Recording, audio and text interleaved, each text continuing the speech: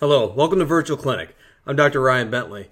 I don't know if you know it this month, but there was a day that they designated by the World Health Organization as Depression Day.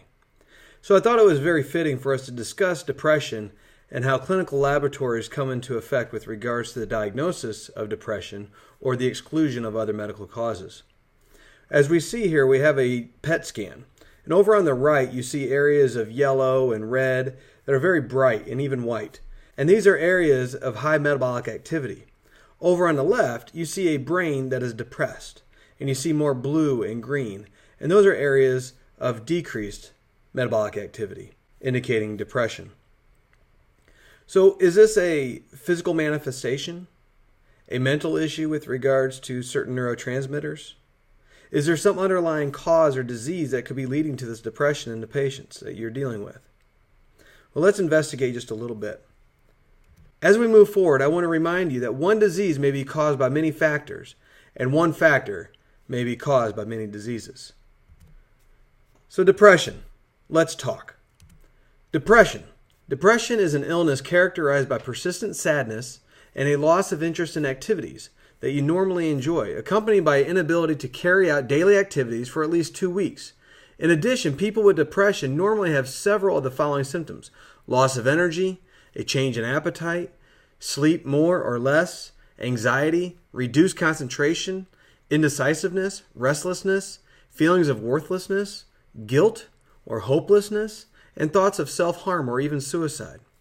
As we went through school, oftentimes to remember things we used mnemonics. Well, if you remember the mnemonic SIGI-CAPS, SIGI-CAPS stands for sleep disturbance, interest decrease, which is anhedonia, which is a loss of interest or inability to have pleasure, guilt or feelings of worthlessness, energy decrease, concentration decreased, appetite or weight changes, psychomotor retardation or agitation. Psychomotor retardation is a slowing of physical movements or a slowing in their speech. And then also suicidal ideations. So this is a mnemonic that you can use to help you remember the signs and symptoms that people get with depression. And you must have at least 5 of the 9 symptoms for at least 2 weeks. However, what's interesting is that I could think of many different causes of each of these individual things. But it's the conglomeration of all 5 of them together that makes the difference. The lifetime prevalence of depression in males is 5 to 12%. In females, it's 10 to 25%. There's also an increased risk of depression for people of low socioeconomic status. Clinically, depression is thought to be a decrease in the neurotransmitters of norepinephrine, serotonin, and also dopamine. Being that the measurement of these neurotransmitters is not really clinically applicable and economical at this day and age, we must also rule out other biochemical causes of depression. For example, anemia. Now, someone with anemia may present as being depressed because they may have increased sleep. They have a decrease in interest, decrease in energy, decrease in concentration. But why is that? Well, if they're anemic, they don't have enough red blood cells to carry oxygen to your tissues. This could be a B12 deficiency, this could be an iron deficiency, a folic acid deficiency, even a B6 deficiency. B6 is a cofactor that's used for making a lot of the neurotransmitters in the brain. However, B6 is also used to make hemoglobin. And without hemoglobin, then we're going to be anemic. So you can have a microcytic hypochromic anemia with a B6 deficiency that can also lead to neurotransmitter disruption. So we need to be able to look at these people and identify. So you can do this very quickly with the CBC to look at their MCV levels. If the MCV is really low and the hemoglobin is low, the red blood cells are low, then they may have an iron deficiency anemia, possibly a B6 deficiency as well. Or they could have a macrocytic anemia, which is going to present with an increased MCV, typically above 97. And then you're going to have that could be correlated with either B12 or folic acid deficiency. B12, however, if you have a B12 deficiency, then that can lead to neurological symptomatology as well, which can decrease energy, decrease concentration, even leading to psychomotor retardation, increased sleep. So you can see how these things go together, that you can have 5 of these, of the 9 things with SIGI-CAPS, but it could all be related to anemia.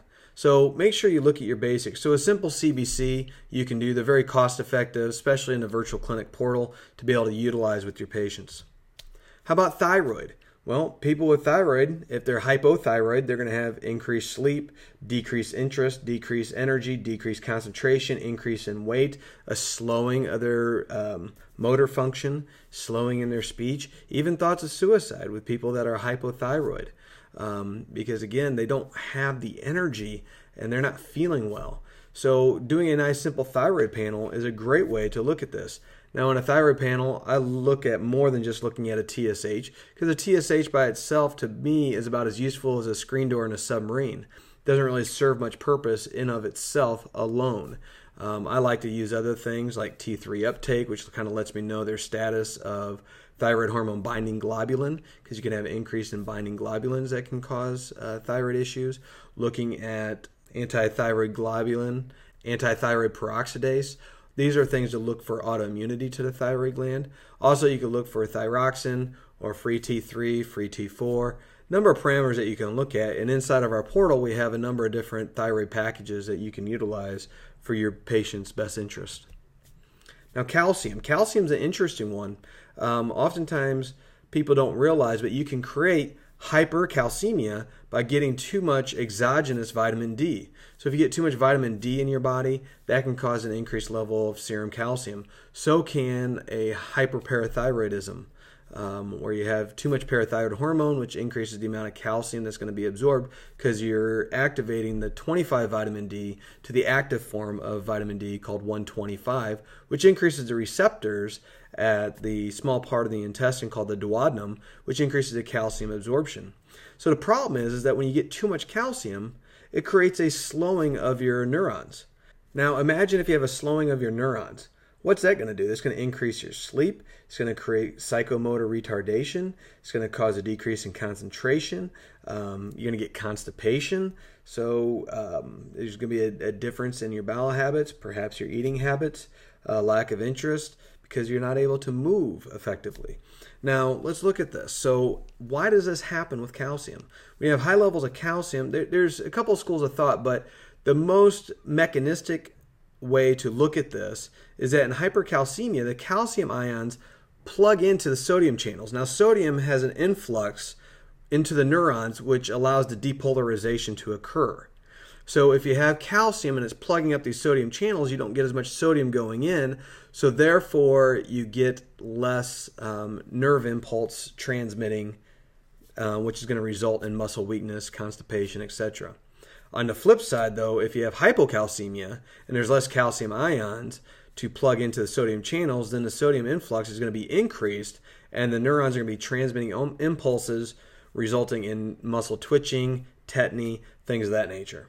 So another way to think about that is the threshold. So the threshold of depolarization. Some people like to simplistically think of hypercalcemia causing the threshold to move further away from the resting membrane potential, say negative, on average, let's say negative 80 millivolts. Okay, so it becomes more positive the more calcium that you have, so it moves further away, so it takes a lot more to get depolarization to occur. But mechanistically, at the level of the cell, what's going on is this calcium is binding to the sodium channels, not allowing the sodium to influx, which changes the ability for the cell to depolarize. Let's go into vitamin D. Now, vitamin D deficiency has been linked to depression, seasonal affective disorder.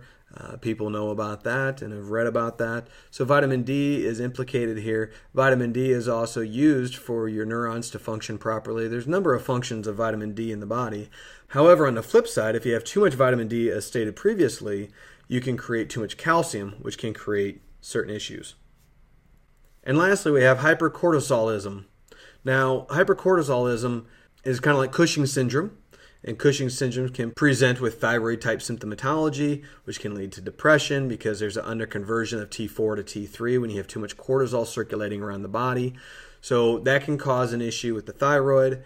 Hypercortisolism, whether it's endogenous or exogenous, so exogenous use of corticosteroids can lead to bouts of depressive-type symptoms as well. So you have to keep that in your mind as well. Lastly, Addison's disease, which is a hypocortisolism. When Addison's disease is basically when the adrenal glands burn out. It's going to be an issue with aldosterone as well. That can create a depressive type symptomatology as well. So these are just a few. These are not comprehensive. I mean, you got to think about Parkinson's, Huntington's, chronic pain. People that are in chronic pain become depressed. Something else to think about is traumatic brain injuries. But I'm just talking about blood work and what you can utilize to get the most advantage to your patients. So with that said, you can see that I covered a number of things. And what I want you to start doing is start using VirtualClinic. Start saving and start earning right away. We go to bat on your behalf to get volume discounts on blood work so you can order comprehensively the things that you need for your patients to better ascertain what is going on with your patient as opposed to basing things simply off of symptoms. You have to be able to monitor this and measure it. And once we do that, we can better effectively help our patients and get them to where they need to be and feeling well.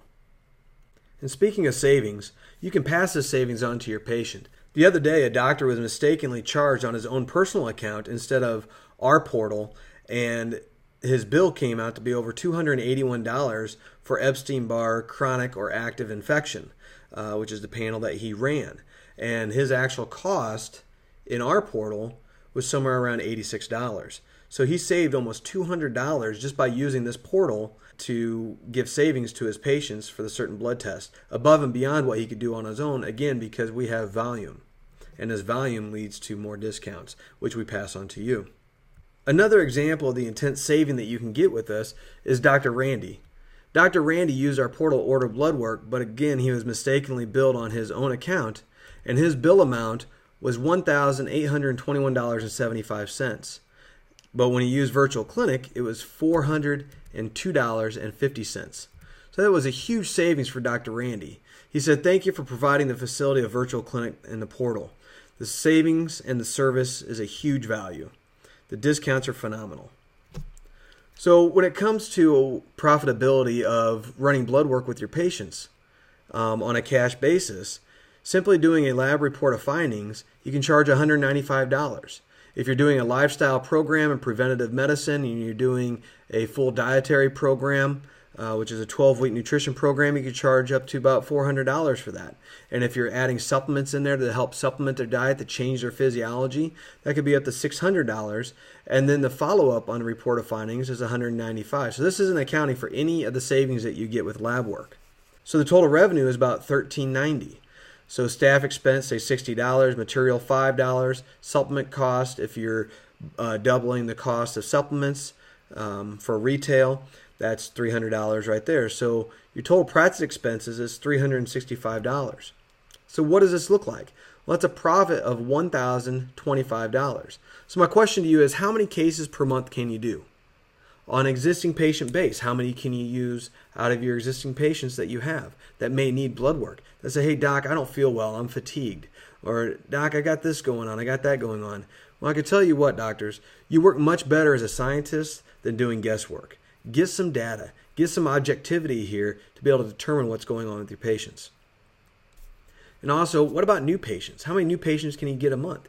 If you get 10 new cases per month, that's $10,250 per month of added profit to your practice. If you get 20 cases, it's $20,250 of increased revenue into your practice. So it's sky's the limit, and we've got doctors doing tons more than this. So again, I encourage you doctors to start being objective, start utilizing our portal, start getting more savings with your patients with blood work, and be able to be a more effective and efficacious doctor for your patient's benefit. And lastly, what can be measured, can be monitored, can be managed. I wish you well, docs. Take care and God bless.